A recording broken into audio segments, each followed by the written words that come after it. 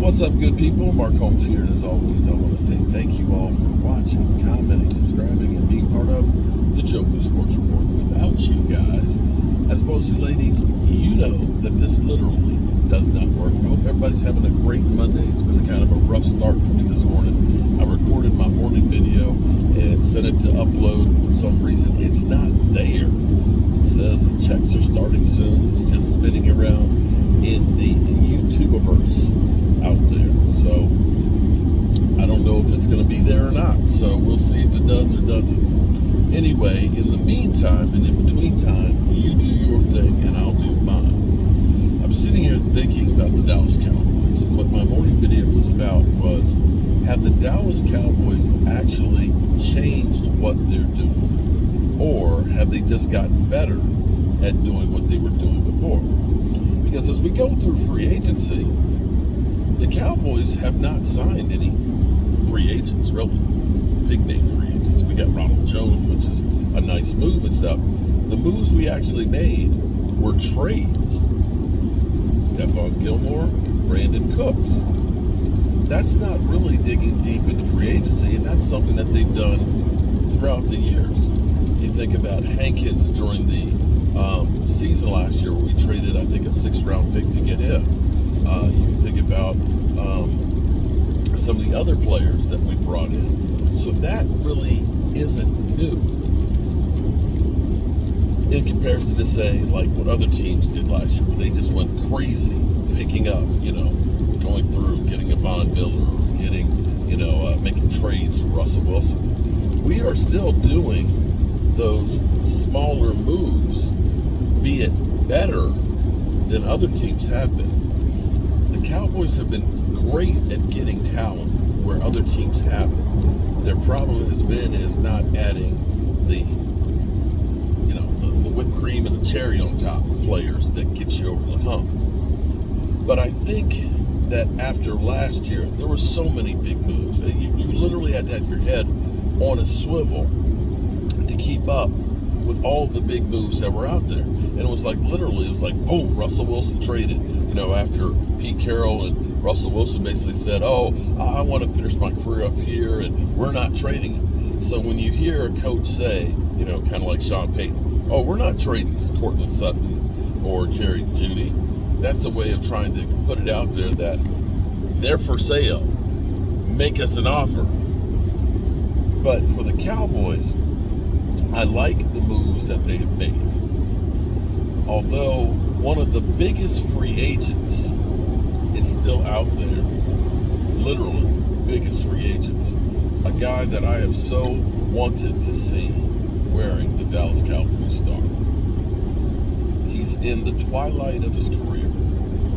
He's not a full-time starter anymore, but he's a guy who can truly help the defense. And right now, the area that we have not addressed it, and we're still left wanting with Hankins, because we don't know what's going on with Hankins. We don't know if Cap Boy has done his usual Cap ways of trying to lowball a guy, and Hankins is playing hardball to go ahead and get them to come up with more money. We sit here with about $13.5 million of cap space at the moment, with another $10.9 coming from Zeke Elliott's on June 1st. So you do have money to do things. You have places where you can get more money if you deem it. But the person I'm talking about is actually doing a little bit of an NFL tour right now, where players are finding out they're not getting the big money that they thought. And you're beginning to see the mega teams or the Super Bowl teams that people believe, here's a chance where everybody is putting the band together to try and make that run. And of course, one of those teams at the moment is the Jets. And that's where you hear Zeke Elliott say, I'd like to go to the Jets, or I'd like to go to the Bengals or to the Eagles, because those are teams that you look at and say, they're bringing in older talent. They're trying to make a push and make a run right now. So Calais Campbell has gone back to visit the Jaguars, where he played for, 3 years after leading the Cardinals. Now truth in advertising here, okay? Truth in advertising. I have been a Calais Campbell fan before Calais Campbell was really known.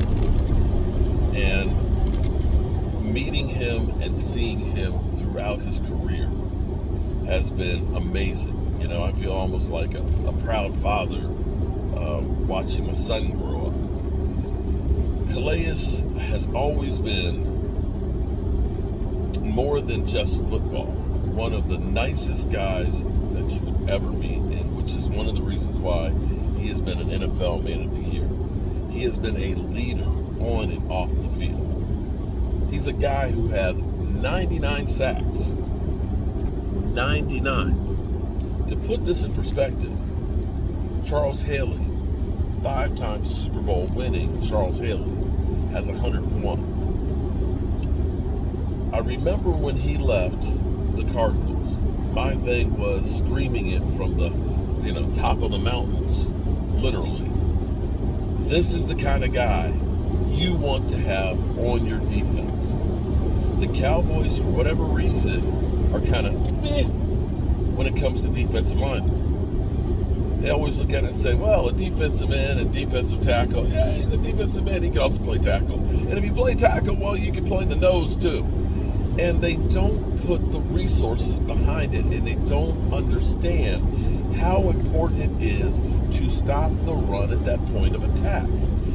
People, you're probably sick of me talking about the biggest bang for your buck is that defensive front. When I look at some of these teams, like the Giants, shout out to Eli Manning. He's got 2 Super Bowl rings, but I don't deem him as one of the greatest quarterbacks out there that's a 2-time Super Bowl winning quarterback. It was that defensive front that smothered other teams. They didn't exactly have great secondary players, but that front 7 shut people down. And you have to look at a player like Calais, who has visited the Jaguars, where he played for 3 years. So of course he'd want to talk to them. He sees that team as a team that's growing and up and coming, and would want to go, as you get older, to a place that's familiar. I'm not sure about the Atlanta Falcons, because that's a team that's truly rebuilding. Because when you get to the point where Calais is in his career, you start looking at your legacy. You want to get those sacks so you can be up there and say, hey, I'm part of that 100 sack plus club. But you also want to get that ring. And I don't see the Atlanta Falcons being that team that's going to go from worst to first and get a ring this year. The Jets, I can understand with Aaron Rodgers going there, potentially, if they can work out the deal, as well as hearing other players. It's kind of like it's the mecca for us older players to try and gravitate to try and get that ring.